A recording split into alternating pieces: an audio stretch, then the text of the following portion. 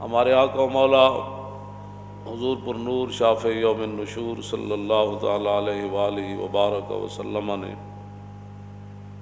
ارشاد فرمایا، حضرت ابو ہریرہ اس کے راوی ہیں، حضور نے فرمایا تکون فتن، فتنے کا زمانہ آ جائے گا، القائد فیہا خیر من القائم، حضور نے فرمایا اس وقت جو بندہ بیٹھا ہوگا نا وہ کھڑے ہونے والے سے بہتر ہوگا، اور والقائم فیہا خیر من الماشی،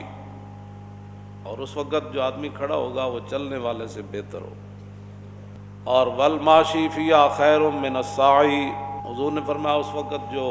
چل رہا ہوگا وہ بہتر ہوگا اس سے جو دوڑ رہا ہوگا۔ حضور نے فرمایا جو ان فتنوں کی طرف جھانکے گا نا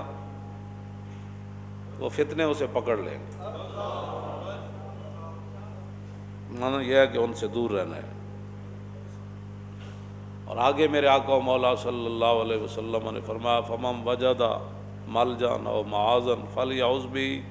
جب یہ حالات بن جائیں گے تو حضور نے فرمایا جس کو جہاں بھی کوئی پناہ ملے نا، کوئی ٹھکانہ ملے، کوئی امن کی جگہ ملے، تو حضور نے فرمایا پھر وہ اس جگہ پناہ لے لے۔ یہ تو متفقن علیہ حدیث ہے، امام بخاری نے بھی اس کو نقل کیا، امام مسلم نے بھی، وفی روایت مسلم، امام مسلم کی روایت میں اضافہ ہے کہ حضور نے فرمایا کہ النائم فیہا خیر من الیقظان، حضور نے فرمایا اس وقت آدمی جو سویا ہوا ہوگا نا وہ جاگنے والے سے بہتر ہوگا۔ یہ ان الفاظ کا اس کے حدیث کے اندر اضافہ ہے۔ تو معنی یہ ہے کہ فتنہ ہی ہوتا ہے، وہ جس انداز میں بھی ہو۔ آدم علیہ السلام کے زمانہ اقدس سے لے کر قیامت تک یہ جو ابھی 1 بجنے والا ہے سامنے والی گھڑی میں 1 منٹ اس میں رہتا ہے، یہ دوبارہ قیامت تک یہ وقت لوٹ کر واپس نہیں آئے گا۔ تو معنی یہ ہے کہ آج کوئی نئے فتنے تو ہوئے نہیں، نئی بیماریاں تو ہوئی نہیں، لیکن حضور نے فرمایا نا کہ اس طرح فتنے یکدم بندہ مفتون نہیں ہوتا، فتنوں میں مبتلا۔ تورد الفتن علی القلوب کالحصیر عودا عودا، حضور نے فرمایا جس طرح یہ چٹائی بنی جاتی ہے نا ایک ایک تنکا لگا کر چٹائی، حضور نے فرمایا ایسے فتنے دلوں پر پیش کیے جائیں گے، ایسے فتنے پیش کیے جائیں گے۔ اور میرے آقا نے فرمایا کہ جو ان فتنوں کو قبول کرے گا تو نکتت فیہ نکتۃ سودا، پھر جیسے جیسے وہ فتنوں کو قبول کرے گا اس کے دلوں پر سیاہ نقطے پڑنا شروع ہو جائے گا، اور اگر وہ دل انکار کر دے، حضور نے فرمایا انکار کر دے کہ مجھے سے کیا غرض ہے، اور جی فلاں آیا کر رہے ہو، فلاں آیا کر رہے ہو، تو انہوں نہیں پتہ زمانہ کدھر چلا گیا، انہوں نے کہا جاؤ ہے زمانہ جدھر بھی جاوے تو بخدا خدا کا یہی ہے۔ حضور نے میرے آقا نے فرما دیا، بات ختم ہے۔ تو حضور نے یہ بات فرما دی۔ حضرت عمران بن حسین، صاد کے ساتھ یہ حسین ہے، سین کے ساتھ نہیں، یہ صحابی ہے، تو ان کے سامنے ذکر ہوا کہ حیا بڑی اچھی چیز ہے، تو ایک آدمی کہنے لگا کہ بعض حیات بزدلی کی وجہ سے ہوتے ہیں، بندہ حیادار نہیں ہوتا، ڈرتا ہے۔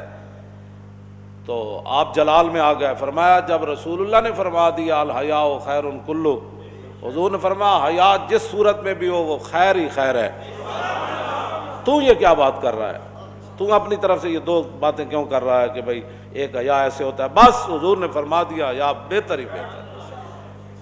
تو پھر آدمی آہستہ آہستہ پھر جب ایسی باتیں سوچتا ہے، تو جو میں یہ بات ہمیشہ کرتا ہوں، میں نے تو نہیں پڑھا کہ صحابہ نے بیٹھ کر پھر حضور کے علم کو تولا ہو،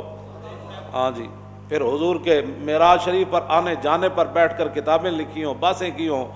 پھر یہ کہا ہو کہ یہاں سے حضور سنتے ہیں تو یہاں نہیں سنتے۔ تو جب انہوں نے حد ہی کر دی تو اس کے بعد تو بعد میں پھر لوگ آ گئے، پھر لوگوں کو اپنے علم کا خمار چڑھا، کئیوں کو اپنے تقوی کے خمار چڑھے، کہ جب رسول اللہ کی اس زندگی مبارک جو ہے وہ ہمارے لیے نمونہ ہے، جس طرف سے بھی کوئی دیکھے گا نور ہی نور ہوگا۔ ہاں جی، جس طرف سے بھی وہ دیکھے گا وہ جناب اس کے لیے ہدایت ہی ہدایت ہوگی۔ تو جب رسول اللہ کی ظاہری حیات میں بہت سارے معاملات ہوئے، فاروق اعظم رضی اللہ تعالیٰ عنہ کے دور میں آگ ظاہر ہوئی، وہ بڑھنے لگی اس طرح، تو حضرت فاروق اعظم نے حضرت تمیم داری کو فرمایا جاؤ اس آگ کو روکو۔ تو کہا جی میں کیا کر سکتا ہوں؟ فرمایا تو ہی تو روک سکتا ہے اس کو۔ تو حضرت تمیم داری گئے، انہوں نے وہ سوٹا اٹھایا اور آگ کو ایسے آگے لگایا جیسے ریوڑ کو آگے لگایا جاتا ہے، اور آپ اس آگ کو ریوڑ کی طرح دھکیل کر لے گئے پیچھے۔ آپ کے ڈنڈے کو دیکھ کر آگ پیچھے مڑ گئی۔ تم آیا نہ ڈرتے ہو کیوں بد نصیبہ۔ تو آپ اس غار کو، اس آگ کو اکٹھا کر کے غار میں لے گئے اور غار کے اندر داخل کر کے باہر تشریف لائے۔ حضرت عمر فرماندے ہوندے سن، فرمایا جس نے تمیم داری نو ویکھیا اور جنہیں نہیں ویکھیا دونوں برابر نہیں ہو سکتے۔ تو یہ فتنے اور فساد ہر دور میں رہے ہیں، لیکن اس دور میں چونکہ میڈیا اور یہ ایسی ایسی چیزیں لوگوں کے سامنے گھڑتا ہے، لوگوں کا اللہ رسول پر پتہ نہیں یقین کیوں اٹھ گیا ہے۔ میں تو حیران ہوتا ہوں کہ میڈیا نے کہہ دیا تو بس جی سارے اندر وڑ گئے تھے، سارے منہ تے چھکے چاڑ لائے تھے۔ جناب وہ رب کی قدرتیں کدھر گئیں؟